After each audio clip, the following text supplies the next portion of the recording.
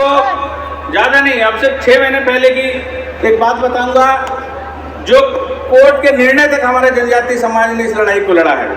छत्तीसगढ़ में जब धर्मांतरण का प्रयास, तरह से प्रलोभन का प्रयास करने वाले लोगों ने जब अति मचा दी, तो हमारे छत्तीसगढ़ के बस्तर के छोटा सा जो ग्राम है उस क्षेत्र में शव दफन को लेकर जो है वाद विवाद हो रहे हैं। रोज वाद विवाद होते हैं, क्योंकि जो व्यक्ति जनजातीय संस्कृति समाज को, समुदाय को छोड़ करके जनजातीय समाज के गांव में शव दफन करना चाहता है, क्रिश्चियन रीति रिवाज से शव दफन करना चाहता है, उनको रोकने के लिए हमारा जनजातीय समाज ने जब प्रयास किया तो वो लोग हाईकोर्ट चले गए और हमारे जनजातीय समाज का जो फैसला है उसको वहां पर उन्होंने चैलेंज किया, जनहित याचिका के माध्यम से चैलेंज किया। और छत्तीसगढ़ हाई कोर्ट ने फैसला सुनाया कि जनजातीय समाज की रूढ़ी रीति रिवाज और उसकी संस्कृति को बचाने के लिए वहां की ग्राम सभा और वहां का समुदाय अगर कोई फैसला लेता है तो उस फैसले का मान सम्मान देश का उच्च न्यायालय करता है। और उस उच्च न्यायालय के फैसले को भी इन्होंने सुप्रीम कोर्ट में चैलेंज किया और सुप्रीम कोर्ट ने भी हमारे जो ग्राम सभा है, जो जनजातीय समुदाय की जो सभा है, उसके फैसले का सम्मान करते हुए उसके पक्ष में फैसला सुनाया। पिछले दिनों हमारे बस्तर से हमारे बहुत से मित्र आए। सुलंगी ग्राम सभा, छोटी सी ग्राम सभा, मेरा वहां पर जाना हुआ था। कुछ 150 घरों की बस्ती है। उस बस्ती के लोगों ने अपने बस्ती के बाहर, गांव के बाहर एक बोर्ड टांग दिया कि हमारे गांव के अंदर धर्म परिवर्तन करने वाले मिशनरी लोग फादर जो है वो हमारे गांव के अंदर नहीं आना चाहिए और ऐसे धर्मांतरित व्यक्ति हमारे गांव में नहीं आना चाहिए। कुछ व्यक्तियों को उसमें तकलीफ हुई। एक तांडी था, उसने फिर जनहित याचिका लगाकर हाई कोर्ट में जो है इस मामले को चैलेंज किया। वहां की ग्राम सभा ने फैसला लिया था कि हमारे गांव के अंदर कोई भी व्यक्ति मिशनरी का नहीं घुसेगा, प्रचार नहीं करेगा।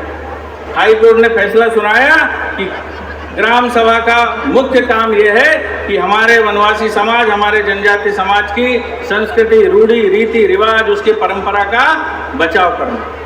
और किसी भी व्यक्ति को ऐसा कोई मूल अधिकार नहीं है कि वनवासी क्षेत्र में घुस करके वो इस तरह का प्रचार कर सके। हाई कोर्ट के इस फैसले के बाद भी वो नहीं माने, सुप्रीम कोर्ट तक चले गए और माननीय सुप्रीम कोर्ट ने भी हमारे ग्राम सभा, सुलंगी ग्राम सभा के उस फैसले का मान सम्मान करते हुए ये फैसला दिया कि ऐसे धर्मांतरित व्यक्ति, ऐसे धर्म को बदलने के लिए प्रेरित करने वाले व्यक्ति उस ग्राम सभा की सीमा के भीतर नहीं घुसे। आज पैसा एक्ट के माध्यम से ग्राम सभा सशक्त हुई है। पैसा एक्ट को हम कभी कभी ये समझते हैं कि नहीं, केवल वनों का अधिकार, संसाधनों का अधिकार, खनिज का अधिकार, इससे भी बढ़कर अगर पैसा एक्ट अगर बना है और उसके अगर प्रस्तावना में जाएंगे तो उसमें सबसे पहले ये लिखा है कि उस गांव की, उस समुदाय की रूढ़ी रीति रिवाज परंपरा को बचाने के लिए पैसा एक्ट बना है। उस ग्राम सभा का नाम अकेला ग्राम सभा नहीं, उस ग्राम सभा का नाम पारंपरिक ग्राम सभा है। और जब ऐसी पारंपरिक ग्राम सभा में जो हमारे जनजातीय समाज की परंपरा को नहीं मानता, जो कन्वर्ट हो गया है, जो दूसरे धर्म में चला गया, हमको उससे कोई बुराई नहीं। लेकिन जो व्यक्ति ग्राम सभा की परंपरा, समुदाय की परंपरा को नहीं मानता, तो ऐसे व्यक्ति को ग्राम सभा का सदस्य नहीं होना चाहिए। वर्तमान में पैसा एक्ट में ये लिखा है कि जितने लोगों का नाम वोटर लिस्ट में है वो सारे लोग उसके सदस्य होंगे। लेकिन आज हम ये निवेदन करते हैं कि ग्राम सभा के रूल्स में परिवर्तन होना चाहिए और जो व्यक्ति गांव की परंपरा को, समाज की परंपरा को, समुदाय की परंपरा को नहीं मानता, वो ग्राम सभा का सदस्य नहीं हो सकता, ना ग्राम सभा का अध्यक्ष हो सकता, ना कोई समिति का सदस्य हो सकता। क्योंकि ये ग्राम सभा जनजातीय समाज की परंपरा को बचाने के लिए, उसकी संस्कृति को बचाने के लिए, उसके सत्य को बचाने के लिए, ना कि ये कोई वोट डालने की कोई ग्राम सभा है।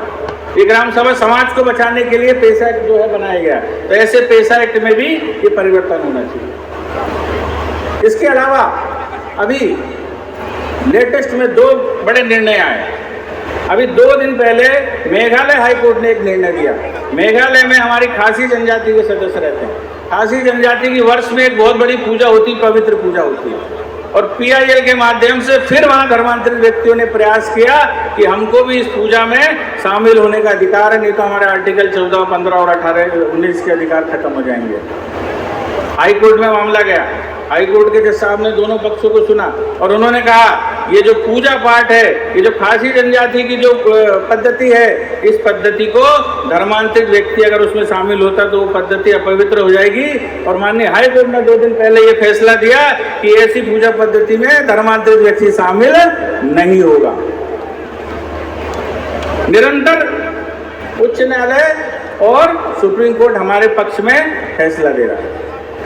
अभी एक बार बार बात आती है कि जनजाति समाज के आर्टिकल 366-25 में उसका उल्लेख है, आर्टिकल 342 में उसका उल्लेख है, लेकिन उसमें कहीं ऐसा उल्लेख नहीं है कि धर्मांतरित व्यक्ति को लाभ मिलेगा या नहीं मिलेगा। अभी 1 महीने पहले आंध्र प्रदेश के एक मामले में सुप्रीम कोर्ट ने निर्णय दिया, चिंध्यानंद बनाम आंध्र प्रदेश मामले में, कि भले ही आर्टिकल 342 में ये बात ना लिखी हो, उसके बाद भी जो व्यक्ति अपनी रूढ़ी रीति रिवाज संस्कृति को छोड़ता है और उस समुदाय का व्यक्ति, उस समुदाय की जो पंचायत है या ग्राम सभा है वो उसको अपने में से एक नहीं मानती, तो ऐसे व्यक्ति का जाति प्रमाण पत्र तत्काल रद्द हो जाएगा।